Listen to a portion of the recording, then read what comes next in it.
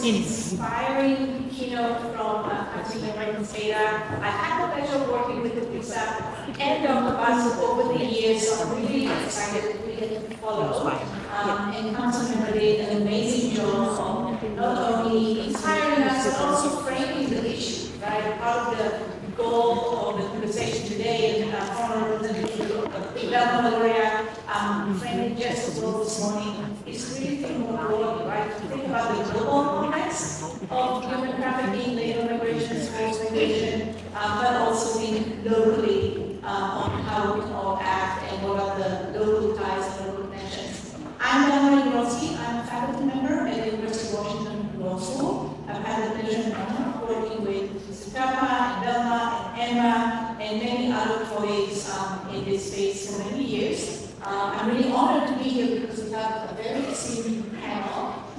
The way we envision this panel is to make it pretty dynamic. One, to keep you all awake, but also because we have such deep expertise amongst our panelists, so I want to make sure that everybody has an opportunity to share as much as they can. We are technically scheduled to go until 3:15. We have a little bit of cushion time, but I do hope that we also have the opportunity to get any questions and comments from you. There are many expertise in the room as well. I'm going to ask each and every one of our panelists to briefly introduce themselves, and then I have some questions that we've prepared for the panelists. You're also more than welcome to respond to each other as we proceed with the panel or to expand. And then, of course, we will open for Q&A from the audience. So, to my immediate right, we have Eric Ajano, who will introduce himself in a second. Then we have Cyrus Monado and Elaine Sam. Hi, Eric Ajano here. Always happy to be a leader because this is where I schooled. I got my PhD from the School of Social Work in this hall. I currently work as leadership program director at PU Southstage, mostly training folks or leaders of color to be on decision-making tables. But to say I'm talking about a nonprofit that I co-founded in 2005. In 2008-ish when it was registered formally, so I used in 2008, called the Chamber House Foundation, where I primarily work on preventing child labor trafficking, especially within the fishing sector in Ghana, and as well as also working within the agricultural and local sectors. So mainly also working across different countries, partner with different countries, including Denmark, the Netherlands, and also coming to the United States over here to consumer work. My research primarily focuses on community-based prevention of human trafficking. That's pretty much what I do, and I'm still doing ongoing research, as well as also developing interventions to reverse and address human trafficking, especially within Ghana, and also sharing ideas with different people across the world. Thank you so much.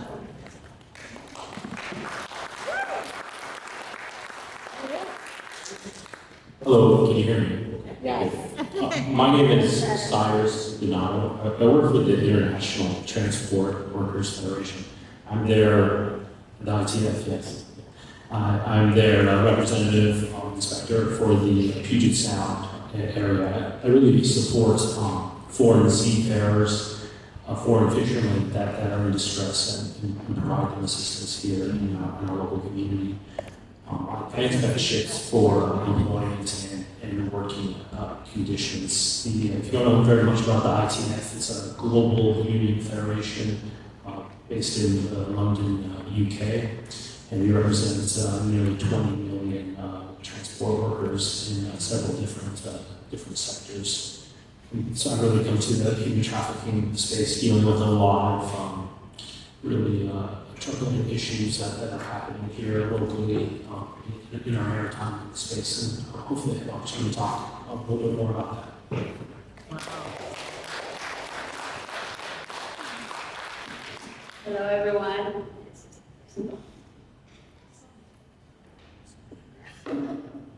Hello. Okay, yeah, thank you. Hello, everyone. I'm Alex. I came all the way from the other side of the world, 15 hours ahead of Seattle time. So, but definitely very privileged to have been invited to this conference to address human trafficking, and very good to know about the history of Seattle in terms of being the first one to have an anti-trafficking law. And thanks to Representative Delma, who is of course from the Philippines, so I'm very proud as well. So I'm representing my organization, Center for Migrant Advocacy. We are based in the Philippines, non-profit, independent NGO that works with the rights of Filipino migrant workers and members of their families, both land-based and sea-based. And we have more than 20 years of experience doing advocacy, responding to issues of migrant workers, including trafficking, but also doing a lot of preventive measures, mostly education and community outreach to local governments and communities of migrants, both in the Philippines and overseas. And hopefully this is a good opportunity as well to do networking and to learn more about the issues that confront the migrants in the United States, including, of course, the very big population of Filipinos in the whole of the United States, but also in Seattle. So thank you.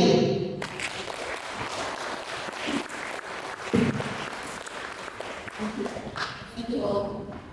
So we've heard from our speakers throughout this morning, we just heard over lunchtime, really how complex the push and pull factors are, how there is a lot of misinformation surrounding a lot of those issues, whether we look at sex trafficking issues, labor trafficking issues. I'm Dr. Basu that we need to take down some of those dichotomies. What are some of the common ways that you see in your work or in your experience that traffickers exploit misinformation to manipulate and control their victims and survivors? Anyone wants to start? Yeah, ladies first. Okay, yeah. Many ways, there are many ways, and the very basic way is when you prey upon population that are quite desperate for jobs, whether they have been displaced because of disasters, they are in evacuation centers, or whether it's simple as poverty-driven or the wages are not enough to feed their families back home. Then anything, even it's very unrealistic, like you will get 50,000 pesos, and it's a lot already. You do not have to worry about anything else, no out-of-pocket expense. All you need to do is to have your passport ready. We prefer if you can have proficiency in English and computer literate. This proliferates, these advertisements for jobs proliferates in the internet and social media. And currently we have a lot of these young professionals, and they would even think that, oh, I will not be deceived. I know my rights, I am educated, I will not be trafficked. But in the end, they are actually being trafficked. And of course, it's not only like being trafficked, but the emerging issue now in Asia is from being victims, they become forced perpetrators to scam other people. These are like the love scams, the crypto scams, and there's a new one, fiancé scams, that I think we should be very worried about. We started talking about this in 2001 in Seattle, as Dr. Bessie was saying, and we are still confronted with the same issue. For sure, this is also happening in Asia and in the Philippines in particular. This year is the 50th year of the Overseas Employment Program of the Philippines, and we are not seeing anything that will make the numbers less. Last year we deployed the highest at 2.6 billion a year. And this is, of course, very telling of the difficulties economically, in particular post-pandemic. And that's why people are just so very vulnerable to job offers. Even if they know that it is too good to be true, they would bite it because they are desperate. So I think I stop there. I would just like to add, I think I forgot to mention, I'm really privileged and absolutely honored to be sitting up here, so I really appreciate the invitation. I would just mention really one practical example that I'm dealing with right now with a telecrew that was scheduled to take 2 derelict ferries to Ecuador. And I want to pursue with one of the crew members, his case, but he's absolutely mortified. And if you read the text messages that that the owner is going to quote unquote damage his visa. And so they use these mechanisms of fear, they use the immigration system, and they weaponize it. They weaponize it against these guys, and it's really disheartening that in 2024 that you're bringing in workers and you're extracting their labor, and then they're being forced out of the country under armed guard for deportation. And I really wish that there was more mechanisms in place to protect these guys. And he's concerned that he's not going to be able to ever work again in the U.S. because if he creates a kerfuffle or raises a concern that he's going to be slapped down. And so that for me is a really disheartening endeavor.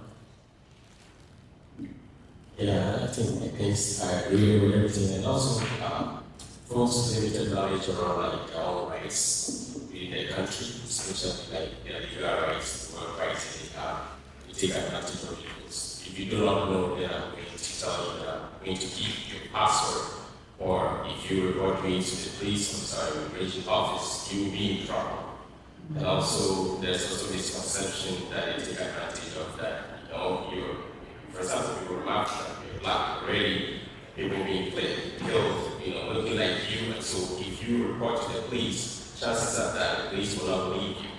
And so that mistrust or identity that misinformation around your identity can also be used as well. There are also some trends around, especially people traveling from some part of West Africa, I would say like Nigeria, some kind of parts where they use their religious beliefs. So for example, you're being told that if you ever disclose who I am, then you have to swear to an oracle, and that oracle is believed to kill you if you share that information. And so that's also one thing that traffickers take advantage of. Wow. Yeah, where? Maybe just to add, one modus of traffickers to the United States is the offer of immigration by immigration consultancies. They are not, in the Philippines, for example, they're not authorized to recruit workers because they are immigration consultancies. So what they do is to invite people who are desperate or who would like to come to the United States. They will be offered training program, like in Los Angeles, for caregivers, with the promise of employment after the training, like for 6 months. During the 6 months, they will be given allowances, but they will have to cover the rest of the expenses, airfare and everything else. And they will be quite interested, because of course it's United States. And until now, it has always been the magic word to be. That's the dream, the American dream, to be in the United States. And of course, after the training, they will be employed, but of course, it should not be the way to go about it. But then, of course, the offer of wages and other things would be like lower than what they should be receiving, as our council member said, that you have to be entitled to the same wages, minimum wage, for example, and that is nothing that is being offered. So I think that's the other issue, being misinformed and being made promises that will not be fulfilled, of course. Yeah. Thank you. I do want to highlight a few things that came out from all of your comments. I think often, right, that a lot of the narratives around labor trafficking in particular, right, is that it is undocumented. We know that many trafficking instances are actually individuals who do come to the U.S. as a student or on an H visa or some other promise, right? And then find themselves in completely different situations. And in fact, with student visas, the U.S. government actually includes information about the risk of trafficking in the paperwork, and yet people are faced with such difficult decisions and hopes to get better lives, better opportunities, that rights, I don't necessarily know that just not knowing about the rights will solve, but we'll get to that a little later. And I actually want to specifically focus to follow up with you specifically with the Philippines, right? So Yeah. often, right, the immigrants that are coming here or those who do end up being more vulnerable to trafficking are trained professionals, nurses, healthcare workers, aides. There is a lot of demand for elder care in the U.S. and presumably shortage of labor. We can talk about living wages later on. So there's this push and pull factor, right? I know the Philippine government has been doing a lot of effort, but at the same time, as I think Belman told us this morning, and you repeated, a substantial portion of the GDP is dependent on those remittances, right? On those money coming back. So there is this perverse incentive. In a sense, this is all this underbelly of globalization, right? Feeding this demand for products and services. So, I guess the question is for all of you, how much of it do you think is truly misinformation, or is it really a manipulation and control of people who are desperate for better options and better choices? So people are taking a risk, maybe knowingly, but we are not doing anything systematically to try and work systematically to try and truly address those issues. Is it really about informing people of their rights? I'm going off script a little bit, but I'm just really intrigued by the perspective. So I think there is an assumption that everyone that takes that notice or paper from the consular can speak English. I've seen situations where people don't speak a language, but they write the language on the billboard. But the person looking at the billboard cannot really understand that language, right? And when people are going for a visa interview, sometimes they are also prepped. They are prepped. And they're also translators at the consulates. So when people receive, I received that when I was speaking, I received that, but I can read and understand that. And there's one thing about giving something to someone, and another step when the person makes an effort even to go to the website and read about it, or will even follow through, right?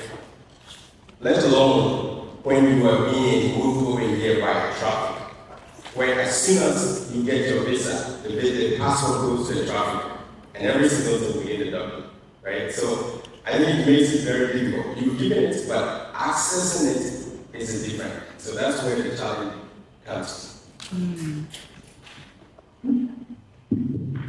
Yeah, if it were an examination, then my answer would be all of the above. So it would be because of many factors, and number one, of course, is from the context of origin countries like the Philippines. You can say that we are indeed, the Philippines is the global model when it comes to enacting laws, subscribing to national conventions and the like. But at the same time, you will really wonder why heinous crimes, particularly against women migrants, continue to happen in for our Filipino women. And that's the big question indeed. So I mean, women victims, they know the risk, but they go just the same. I wouldn't want to say women victims, but it's really the circumstance that they find themselves in the Philippines. So they can opt to stay back, but then they will be receiving 600 pesos, and you need to have twice the amount to be able to live a relatively decent life on a day-to-day basis. So you take the bullet, kind of, you take the risk, and just pray that nothing will happen to you. But that's one factor already. But the second point is, I think, there is complicity on the part of destination countries. I think we need to speak more about the obligations of countries who receive the migrants. They are not public charge. They are needed regardless of the skills that they contribute to the economy of the United States, for example. So I think while we continue, like our group, to continue to take to task our government, that they should first and foremost make serious efforts to create the jobs in the Philippines. We have to take the task, because as we said, it's a push and pull factor.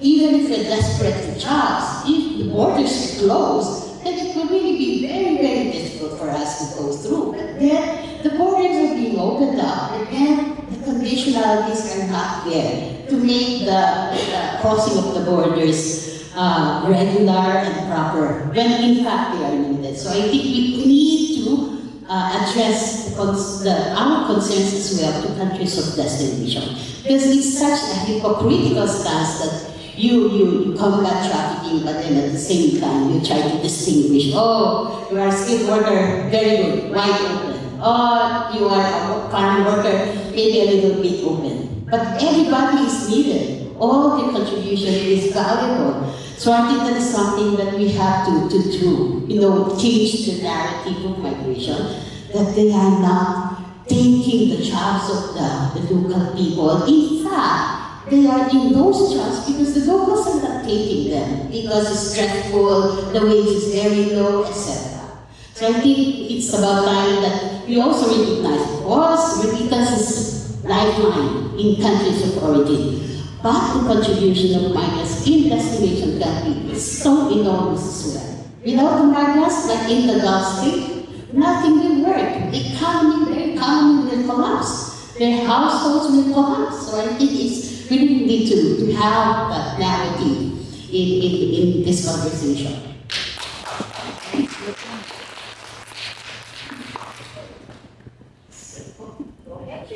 I would just add that the United States needs to join the international community and sign and become signatory to critical international labor organization conventions, and their refusal to be a part of that body, I think, hamstrings the protections of workers here. I really appreciate that because issues around the narrative around immigrants, I think it's very important, right? Like in 2022, think about it, over 579, billion was contributed by immigrants. So it translated to every 1 in every 6, tax dollars came from an immigrant household, right? We're feeling the, tech innovations in this country. When you think about the care industry, there's a lot of support. During COVID, there's a lot of immigrant communities that have to support. When you think about undocumented, I think in Georgia alone in 2022, they contributed $1 billion in taxes. They contribute to support Medicare and Social Security and all of that. I think it's important for us to really highlight those narratives so that doesn't really to counter the narrative around immigrants come here only to take, but they have to really about and take. Yes. Thank you all for these very inspiring and action-producing comments, which we'll get to a little later. Before I move us on to the next debate question, I do want to, I know we should have said it at the beginning, we are clearly focusing primarily on cross-border labor trafficking and forced labor issues, but you all know that this does not require movement across borders. We have a lot of trafficking in almost every country around the world that may be people who are moving from a rural area to an urban area, moving, or maybe their opportunities for sustainability farming has disappeared and they're moving into an industrial area, an industrial complex. In the United States, one of the interesting examples of action, successful action that we've seen more than a few years ago, was workers in a Hershey factory in Pennsylvania who ended up coming together with visiting students who their visa status allowed them to do summer work as part of their cultural exchange. And together, they all realized that they were all being exploited, and in fact, I'm not sure if legally the government would define it as trafficking, but we all know that's in a broad spectrum, right? So they were all being exploited, and they came together, and of course, farm workers in Florida and other areas have been successful. So, going back to your point, Eric, about the narratives and really trying to push back against all the misinformation that's out there and the vilification of migrant laborers and of individuals that may be making a decision to enter the U.S. in an undocumented status, right? So they make a choice, they agree, right? So they must not be a trafficking victim, which of course we all know is not necessarily the case. What are some ways that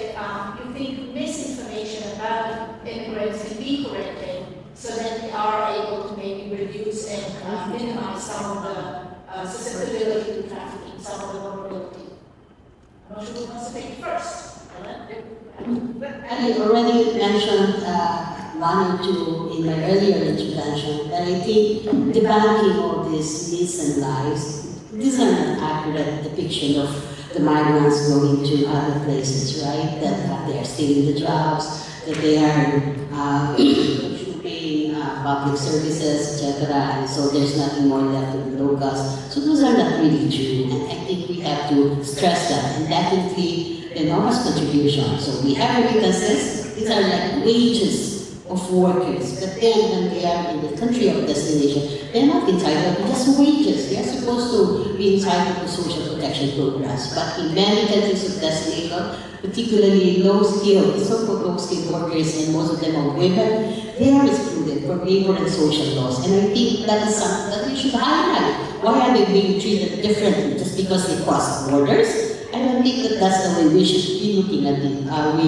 Our earlier speakers in the morning said that workers are workers. They cross the border, so it doesn't display their rights as workers, as human beings do not disappear just because they cross the borders. And we know that. So I think we have to propagate that thinking, right? So correcting narratives, it would be good to hear what employers feel about the migrant workers. Because like in the Gulf states, and of course I have to cite the Gulf states because 60% of Filipino migrants go to the Gulf states, there are employers that are really appreciative of the contribution of the migrant workers. Sometimes they will post in their shops, a Filipino mechanic works there. So I think we need to hear the stories from the perspective of the good employers as well. But it would be much better if the governments themselves.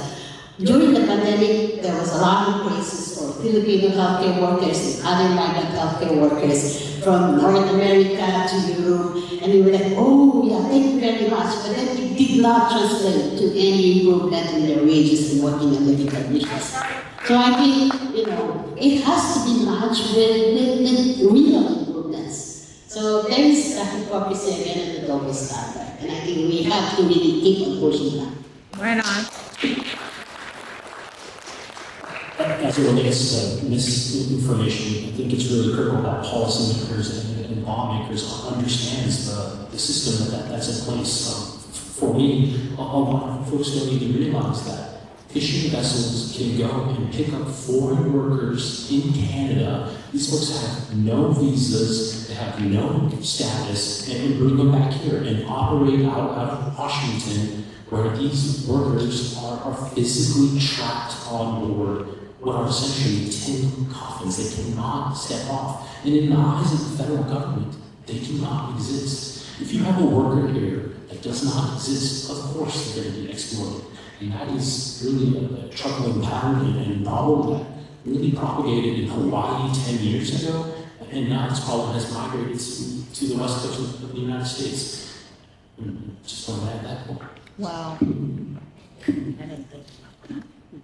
Yeah, I think there needs to be a mirroring of what we have in this room today. We have policy makers in the room, we have researchers in the room, we have community-based organizations and all that. There needs to be really strong coordination and partnership within every community context. What that helps is that, so for example, a policy maker need a research on the ground, especially when I have CDP approach to research. And then that research will inform policy. When it informs policy, that will also, the research findings will also inform the interventions that we develop. Trust, we said, is a huge issue, right? Not only for the victims, but also for every single person working with the trafficker to be able to shift the mindset around who they define as a victim. So if we have that strong coordination in place, even victims will feel very comfortable to come to social service agency, work with them, the social service agency will make sure that they are not thrown into jail. The feeling of like, I'll be thrown into jail, they will sort of coordinate all of that. So I think that strong coordination is extremely needed at this time. Yeah, and the things around like social media campaigns, putting things in infographics and things like that, helping different people to connect with content that was very. Yeah, Just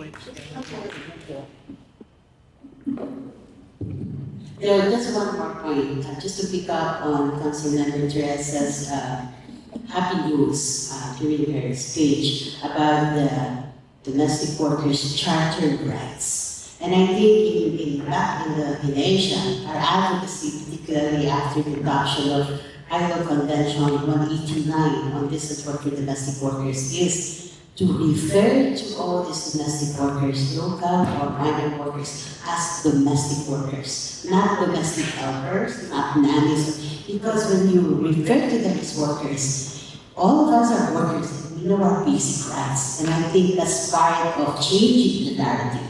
You know, you are a worker in a household setting, but you are a worker just the same.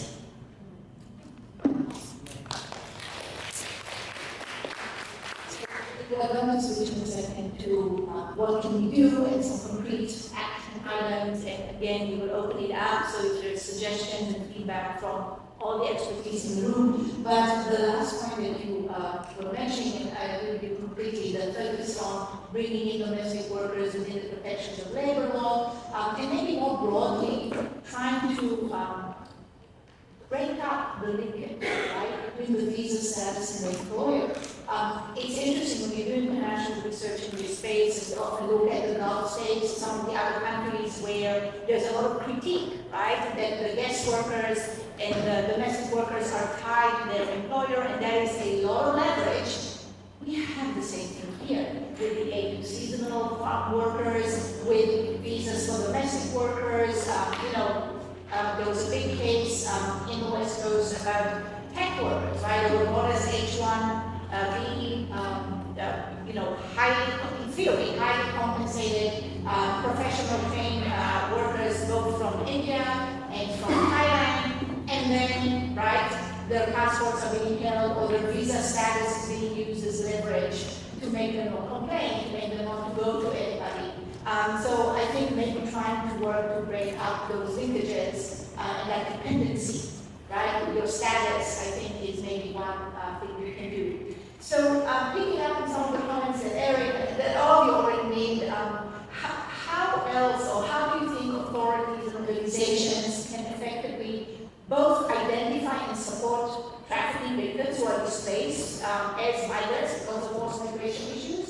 And I would extend that question if you have suggestions on how authorities and organizations can work further to try and, again, reduce that vulnerability from the get-go. So going back to the Hill presentation, not only provide services post-fact, but also trying, right, in the ante to reduce and remove some of those vulnerabilities. So you can pick up both parts, first part, second part, whatever works. So, maybe one of my concerns is with the T visa. The T visa and the visa for everyone, like the visa that victims of trafficking get when they are able to prove that their case is indeed a trafficking case. To be able to get that visa, you need, in most cases, you need to give information about the trafficker for the trafficker to be punished. And this, I think, is very telling, for a lot of people who feel like, if I disclose this information, I could be harmed, I could be killed, anything like that. I think we need to break fast. We need to break the conditions that makes trafficking. So that's one of the things that I would say. I think also we can use, right now, I think technology is here to stay, so we can leverage like machine learning algorithms where, some organizations that we partner with developers, they do this. I think also in the US, we're trying and testing that. They're able to read algorithms, read trends of like misinformation and be able to flag them so that those information are deleted. So things around like job postings where like traffickers take advantage of. Those algorithms are flagged that and delete those systems. So things like that I think can really be helpful.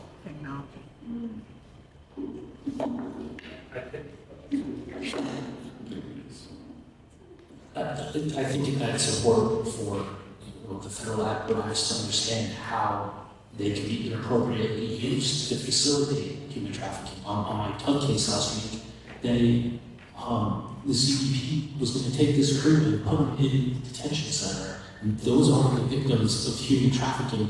You know, fortunately, I was able to get on my hands and knees and beg them and show them like the situation that I think that is understanding is that there needs to be a broader understanding of how you know, these governmental agencies can both help and hurt the situation. Good point. The lecture, the message of Noni and the activity after that, I think was very useful for me, very noteworthy. And also like looking at the issue of trafficking from the lens of public health is quite important because I'm trying to reflect back in Asia. We are looking at it, of course, also like it's a rights issue, but then like using the lens of health is not always automatic. Like especially for migrant rights groups, we need to capacitate ourselves to improve on identifying victims and how to treat, because they're quite different when compared to those whose contracts have been violated. So I think there's a big difference in that. So that's also, I think, where's Nami? We should all take up the training in October, but not only for NGOs. Law enforcement people should be capacitated on how to really identify the victims and victim survivors and do the intervention before, during, and post-rescue. These are quite important stages. Like in the post-rescue, I would always try to emphasize that repatriation to their origin country is not always the best solution. Because at the end of the day, if we fail to provide the necessary intervention in terms of decent livelihood and what have you, there is always the high risk of being re-victimized. They will remigrate, and it will be the same issue that they will be confronted with. So the hills is very inspiring for me, so I think we should do something similar to that wherever we may be. Yeah. Thank you. And I think for both Cyrus, I think all of you are raising an interesting point. So whether or not there are ways, right, to save those that we've already identified as potential electing victims of trafficking, often we don't have the matching services and they end up just being more displaced. So we either throw them in the detention center, which is definitely not a good solution, or even, right, a lot of the issues around some of the, not sure how to call them, race recognition, you decide, right, in Seattle, in Bellevue, right, that end up displacing trafficked sex workers, because that is the place where all the possessions and where they be living, and we don't necessarily have the ability to then provide the solutions. And it does often, right, if the solution is, okay, let's send someone back to the original country, often there is just a cycle because we're not addressing those underlying issues. So yes, I think we need to work on that. And it looks like we're trying to jump in. No, I just remember, I think one good contribution, maybe is the word, of the US in combating trafficking is this annual report on the state of trafficking in many countries, because the countries are quite sensitive if they are listed in that report as trafficking hub and all that. So they would exert effort, they would even have shelters for trafficked people. We visited some of the shelters. Back in the Gulf, for example, ooh, very fancy, everything is there. But then, so how many victims do you have here at the shelter? And there's only one. So the idea is they comply with the requirements, because of course nobody would want to be identified as a trafficking hub. But then at the same time, they are quite, I suspect, that they are quite conscious that they don't have people in the shelter, because otherwise, that is very telling that trafficking is happening in those countries. So you see, that's just the thing with government. So in fact, you can take it all the way to legislation, we would have proposed measures to strengthen trafficking, our anti-trafficking law. And in one of these conversations in Congress, the author of one of the bills was being asked, so why do we need to have this law enacted? And his answer was, because there will be no aid from the US if we don't do it. So I mean, Yeah. So there's a real politics with all of this. So we have to be really vigilant because there is support. Money, there is support that it should go to where it should go, to the victim survivors. Yeah. so I have some questions, but I actually want to switch it up a little bit and stop and see the questions or comments from all of you. I want to make this a little bit more participatory. Do we have a mic tomorrow? I can do that.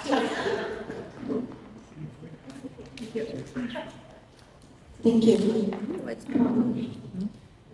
I have so many responsibilities in my head. Hopefully I can put this together.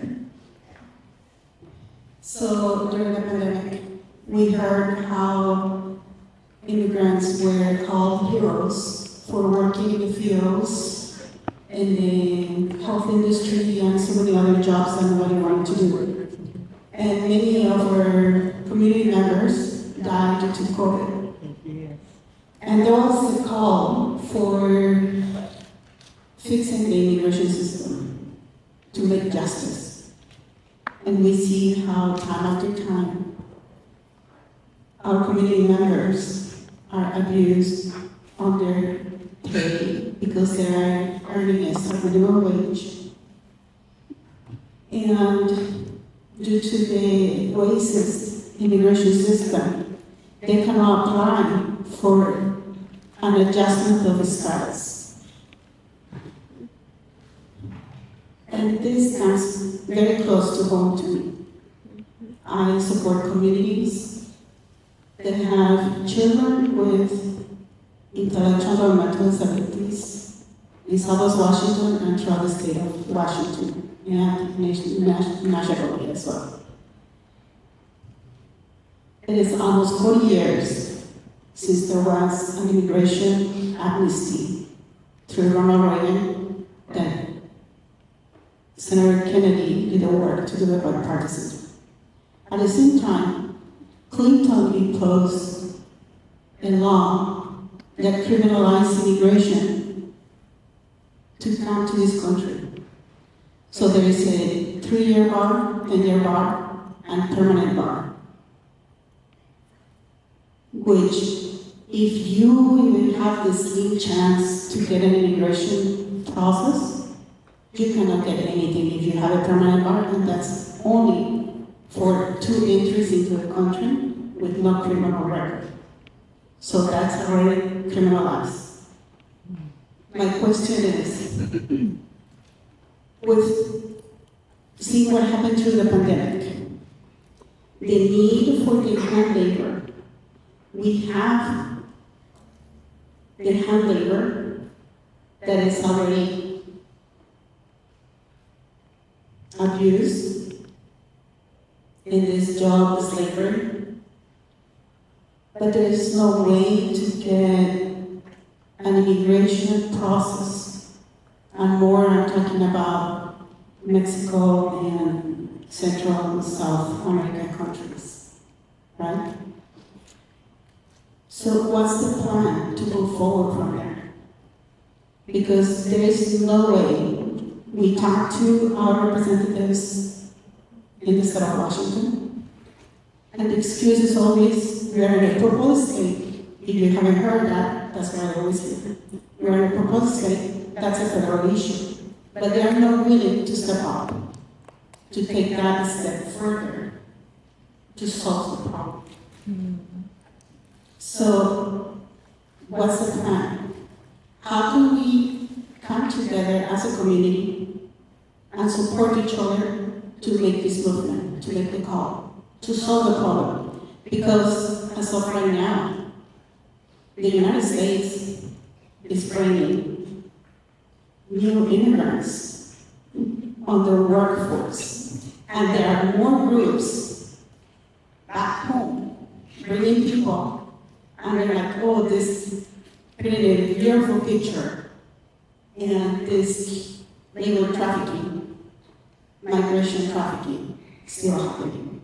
And the people that are here already are already into this system because they don't have a process for immigration. So this is a vicious cycle. It is absolutely a vicious cycle. Thank you so much for your comment. Any question? Anyone wants to respond? We can keep pushing that, right? Truthfulness. I mean, that's the only thing that I think of it right now. And also maybe to some extent also probably maybe the United States to reflect on how like global warming is also impacting, you know, different countries. For example, like when you go to I can use Africa, for example, use that from and use Ghana, where like when I was growing up, I can definitely tell that from April, beginning of April, we're gonna have rains. And I know that by the end of July, the rains will stop. So we know when to plant maize and plant different stuff. Right now, we can't really tell, right? And so there's a lot of like post-harvest losses when pest infestations as a result of global warming or climate change. We then have impacts on the source communities where most people are running away from, because that causes poverty. So then what is our responsibility in supporting these communities, right? Or preventing them from, even worst case scenario, prevent them from coming by investing money into those countries. That's also another way that we can help to address some of these problems, especially those who are preparing to come.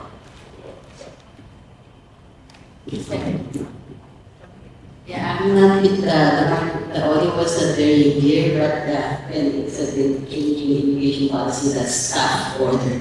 But I was thinking one of the issues, one of the rights that are denied to migrant workers is the right to vote. So now we have the right to vote for Filipinos to vote in the Philippines that have to come back home. But that's not the right to vote I would like to speak about here. For example, in the United States, so many of the immigrants are already like naturalized, and maybe they have the right to vote here. You're having your elections very soon, and I was wondering if you can confidently say that all of these millions of migrant workers can swing the vote. Can you do that? I don't know, but for example, in the case of Filipinos, there is no migrant vote as yet. Number of registered voters is very small compared to the total population. But I think for here, is that something possible to dream about, that you push your agenda and yeah, bring it to in November? You know, and let's see, because we are all talking about equality, treatment, and discrimination. You have so many, everybody counts, and I don't know, maybe this is the time. We are very happy to have our Honorable Vilma, our Council Member Teresa, there's another one. We have to multiply ourselves and be in the policy decision bodies of the United States. And I don't know, maybe exercise the right to vote and make it count. Thank you. So I think, kind of thinking about your comment and your question, and thinking back to how both Dr. Basu and Velma framed their issues and said we need to open up the conversation, right? Too long we focused really on the tip of the iceberg, in a sense. If you think about the origins of the international framework to combat trafficking, the model one, not the old conventions, it's actually a convention against organized crime, and you have two protocols. One is migrant smuggling, and the other one is human trafficking. Right? So the framework was always, this is the aberration, this is the action of these really bad apples in society, right? With these criminal entities, which are very much involved because they're all entrepreneurs and they're making lots of money out of it, right? But we don't dive deeper to look at the full iceberg, which is these restrictive migration policies, right? So we have the push and pull factors. We clearly have the demand for labor in many developed Western countries, for example, but at the same time, we're literally putting up walls, right, to prevent people from coming, or we're limiting the pathways for documented migration only to the selected privileged few, right, and we find other types of work as being, unskilled, we are dependent on this unskilled labor just as much, but we are not creating these pathways for migration. Clearly, there are issues of race equity, gender equity, class equity. I mean, I don't have to tell everyone in this room. So, because we've all been focusing, in my opinion, on the tip of the iceberg, we're criminalizing the horrendous human trafficking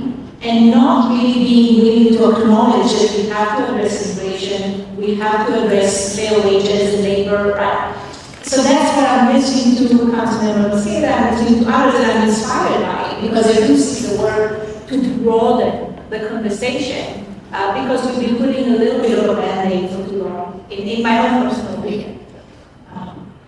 Other questions or comments? Ooh, all the way over there. Thank you. Coming your way.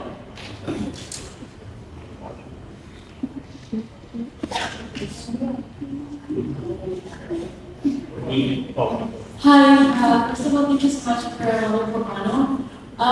So I wanted to ask you a question, and so basically give a little bit of like an example as a background. I study European politics, and we're seeing, for example, the state of Italy justifying cracking down on NGOs that rescue migrants at sea, as well as other actors in civil society that aid immigrants coming into the country through framing it as human smuggling and human trafficking. Right. So my question was, do you have any thoughts about sort of this move towards the instrumentalization of anti-trafficking frameworks and law to actually advance restrictive immigration policies in a context of xenophobia?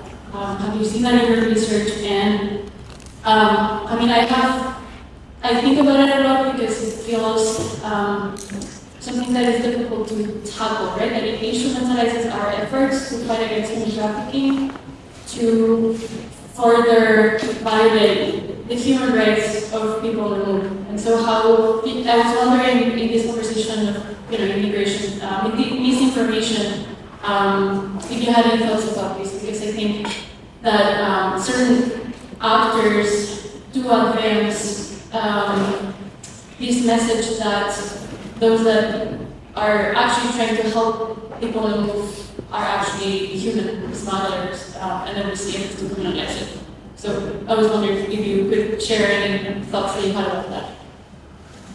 Thank you so much. We have a little bit of a hard time here on our end, so if I'm not characterizing the question correctly, please let us know. We see a lot of backlash, right, and this counter effort, often by xenophobic forces and others to, in a sense, crack down on NGOs that are helping trafficking victims by, in fact, characterizing those activists and advocates as traffickers themselves, especially in the context of rescue at sea, right, I believe, right? So again, there's a lot of misinformation about advocates and whether they are in fact smugglers and traffickers themselves. Is that more or less accurate? Okay. So if you have any thoughts on any efforts that we can take, again, to really try and push back against this misinformation campaign, both about the trafficking survivors, the migrants, those that are helping them, and also kind of going back to the comment that you were making earlier about using technology. We'll have a full panel about technology at the end of the day, but I do feel that I have to ask if you have thoughts about that, either in the context of the original question or beyond that. Was this thing? Okay. I think I will start by saying that right now, there is, as they call it, shrinking space for civil society organizations globally. In the Philippines, you are speaking about human rights, you are red tag. Meaning, if you're red tag, it means that you are associated with extreme left, and that's not good for government. But I think generally this is the trend happening in many other parts of the world, the shrinking spaces. And for sure, the spaces also for legitimate groups working for migrants and combating trafficking. Because trafficking apparently is really politicized. It's something that governments are very sensitive about. And I think that we just have to assert our space and push back. I always say that governments, instead of arresting us or trying to eliminate us from the equation, I think they should be thanking us in the society for complementing the work that they are doing or for filling in the void that because they have failed to address these voids. But unfortunately, that's not the reality. So I think we just have to, for example, we can use, there is this multilateral framework on migration that was adopted in 2018, the Global Compact for Migration. That's one, but there's also the Global Compact for Refugees. And in that document, it says that, apart from government, we have to recognize the relevant stakeholders, all 12 or 13 or 14 of them. So the buzzword now is whole of government and whole of society. What we can do, and we have been doing this in the Philippines, is to remind them, whatever happened to the whole of society approach. So because if you just leave it to government, that's a very tough decision to make, because you'll not be able to address it, especially cross-border, whether for migration purposes or labor exploitation and trafficking, worse trafficking. You need to really collaborate with other countries, international governmental organizations, because this is such a complex global issue, and no one country can address it, Just to echo that, I would say don't let those detractors stop you. I mean, don't let the demonization of the NGOs stop you. NGOs fulfill a critical role of the gap between the government and the victim. For myself, I face being threatened with arrest. Just recently, I've been demonized in the news media for my advocacy. For exploited foreign workers, but I would just say keep marching on and don't let it be a detractor. Man, that's too bad. That's indeed. That's too bad. I'll say just keep fighting. Definitely the appreciation for the civil society organizations for the work you're doing is so important. But also working with law enforcement agencies, that coordination can help to minimize the mistrust that exists between us. So for example, we know that in April, I think on April 10th this year, the state of Iowa, came out with a Senate bill, I think 2024 years, something like that, for the exact number, where folks who are deported, right, as a result of this, but then re-enters when they are given permission to dig on this area, are still, the bill criminalizes them, even after re-entry with permission to live here. And so there are civil society organizations who are now standing to oppose that bill because it has implications on federal policies, on federal laws. So I think looking at also the loopholes to fight back legally is also one way.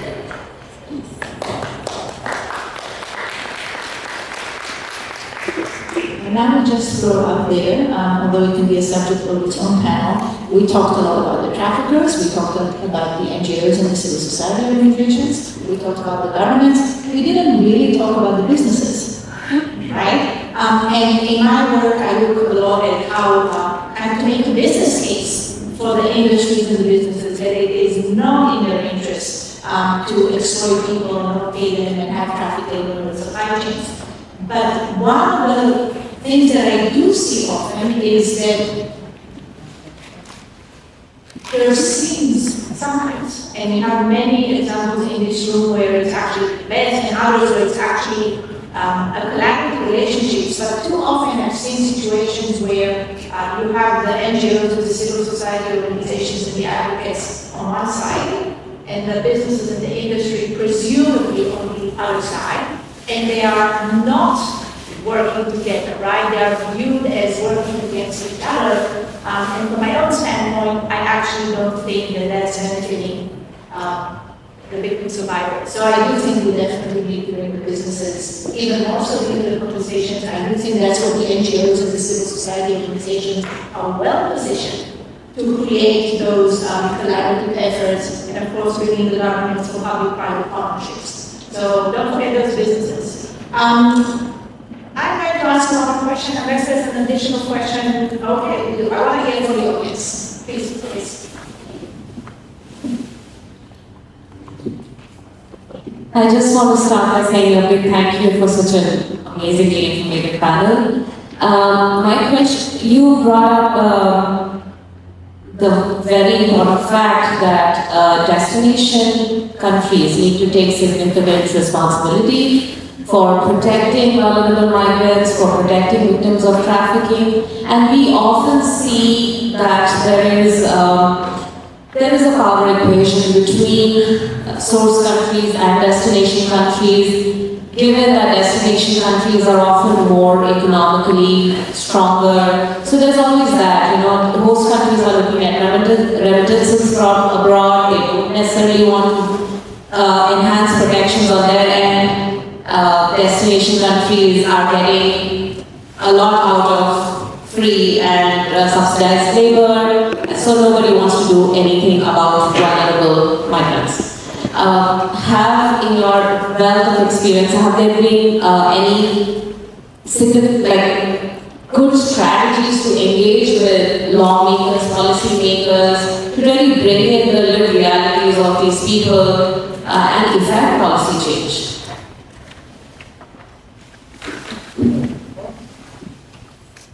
Yeah, thank you. Let me tell you a story. Make it brief. We have always been challenged on how to take to task countries of destination. As I said, Filipinos and also South Asians, they go a lot to the Gulf states. And you will remember during the FIFA 2022, there was a lot of pressure for Qatar to improve their policies towards migrant workers. And it did work.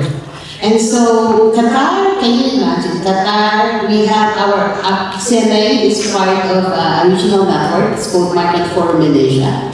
Qatar entered into an agreement with Migrant Forum in Asia to conduct training to migrant organizations in Qatar. So it's a series of capacity building training where the Ministry of Labor, the Human Rights Committee of Qatar are involved in. And right now, as we speak, there's going to be this third batch of training for migrant organizations in Qatar. So it's a very new positive development that migrant organizations in destination countries are being recognized as partners.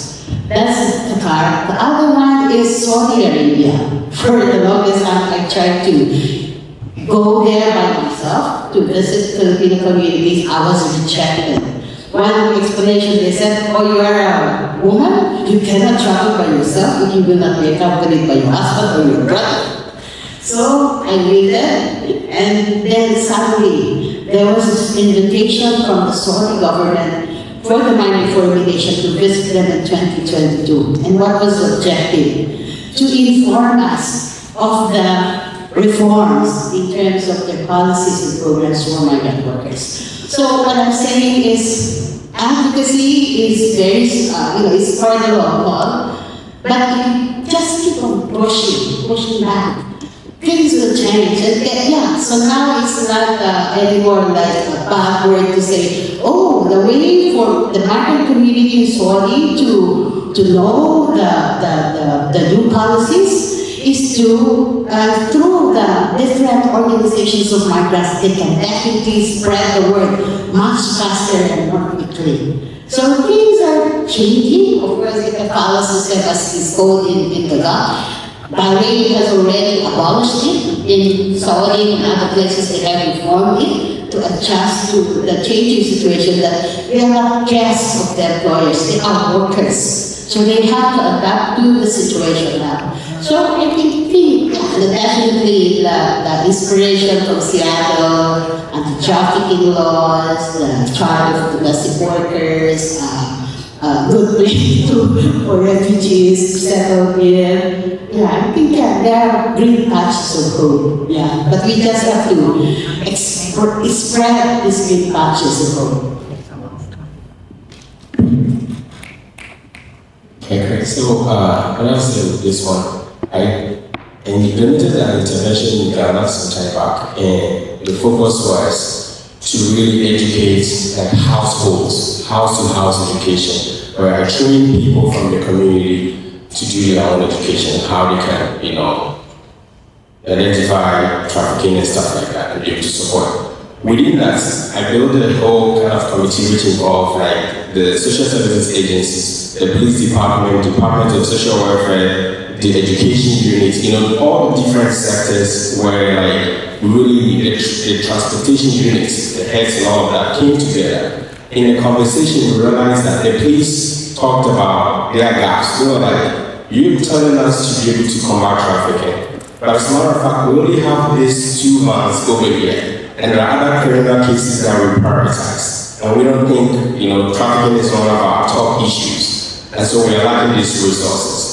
And some of them were like, we also don't really kind of be able to identify what trafficking, some of them are not fully aware of what trafficking is, how we define trafficking and how they think about it, right? So, long story short, resulted in a policy where like people within the police service had to receive a training to be able to know how to identify, be able to support victims, and also like there was also more cars, given to the police department by the government as a result and things like that. So I think like policy change results when we can all hear each other, not like we are fighting. Sometimes being too perfect on one side can be very challenging. It's important for us to be very open to hear everyone. And if we hear something that we have to reach back, it's totally fine. But at least we heard it before. And if it's legit, then we can find interventions across. They also help us to be able to look at the side where we can do better. So that's what I'm saying. Thank you. It's so positive and so inspiring. Thank you. Just to add to your question, right, which basically alluded to the fact that everybody is complicit, right? The origin countries are complicit, the destination countries are complicit, the industries, the transit countries, everybody's making money out of it, except the individuals on whose back we are making this money, right? And again, going back to Velma's original comments this morning about looking not only at our migration systems and our labor, but right, the global trade system, which has done a lot of good things, right? The liberalization trade has done a lot of good things for a lot of communities. In India, it lifted millions of people out of poverty, but at the same time, the fruits of trade liberalization have definitely not been spread equally, have not been shared equally. So you have these perverse incentives, right, for the countries for whom their comparative advantage is the ability to ship people, right? And for the country, so I think we have to look at those issues as systemic issues, while always remembering to center ourselves around the people who are vulnerable, who we are taking advantage of, and we are all benefiting from it, right? So again, a topic for another conversation. I do not have finished action item on a positive note. So one, if you have thoughts on areas of research or resources that maybe are needed to, again, help amplify better understanding and help address some of those issues that we talked about today. And if each and every one of you has maybe one action item or suggestion or something to share with the audience, I think that would be great. Who wants to start? I think one area like labor trafficking is least explored when it comes to research. Like my research is focused on that area, and I have no idea until I started doing. It's almost like I looked at the relationship between mentoring and trafficking prevention, and it was no single study on mentoring and labor trafficking prevention.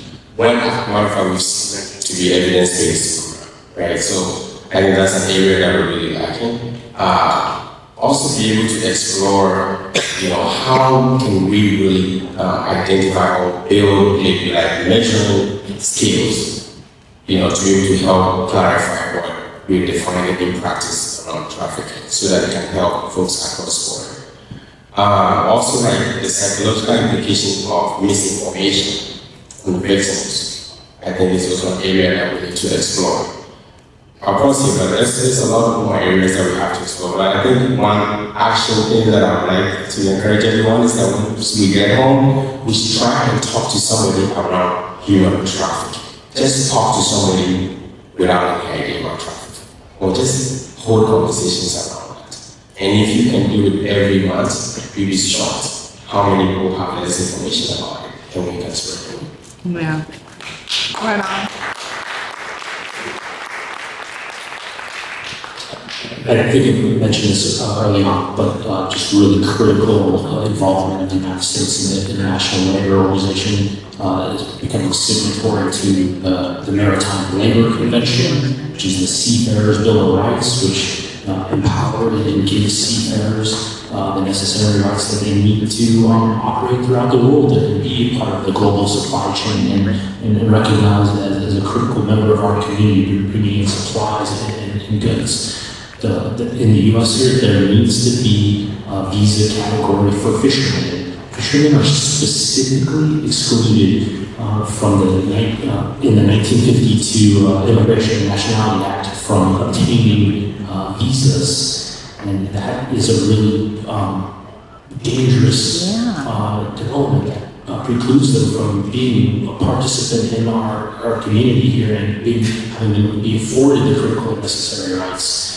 And those sort of three aspects are very, very critical to advance seafarers' rights and work to really take responsibility and put pressure on the supply chains and make sure that your seafood is being sourced ethically.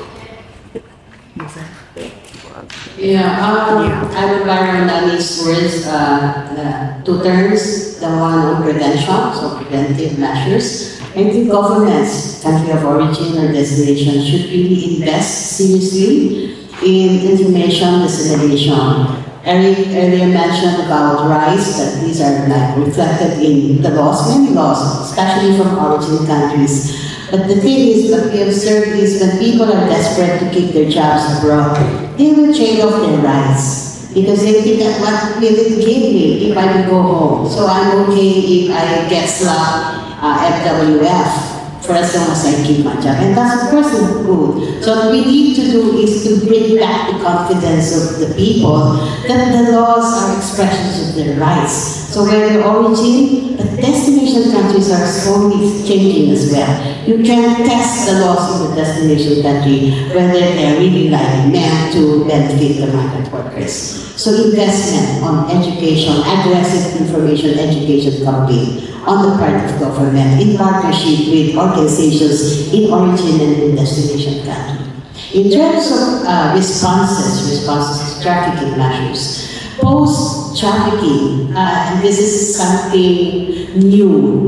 For example, in the case of the Philippines, we have always been an origin country of migrants, as I said, more than, I don't know, but yeah, 2.8, as I said, 2.6 million a year. But then we have also become a trafficking hub because of this cyber scam, crypto scam, and of course this whole issue of offshore gaming operations in the guise of doing online gambling, but they are in fact trafficking house for sexual labor exploitation. And when these places, huge acres of land, are raided, government has to take care of those migrant workers, different nationalities, while awaiting while they're doing the documentation, processing, etc. And government apparently was not ready. They didn't have the funds to cover shelter, meals, etc. of these hundreds of people that they rescued in this complex in the Philippines. So I think we need to be very serious, again, about post-rescue interventions. Otherwise, they will just be victimized over and over again. So, and again, I guess we just need to remind, we don't get tired reminding government that at the end of the day, like origin country, while we take countries of destination to task, if the factor in the Philippines as an origin country far outweighs the factor in the destination country, then for sure our migrant workers will always be at higher risk of being trafficked and being exploited because their only focus is to be able to keep their jobs no matter what and at what cost. And that's of course the most challenging part of it all. Thank you. Yeah. So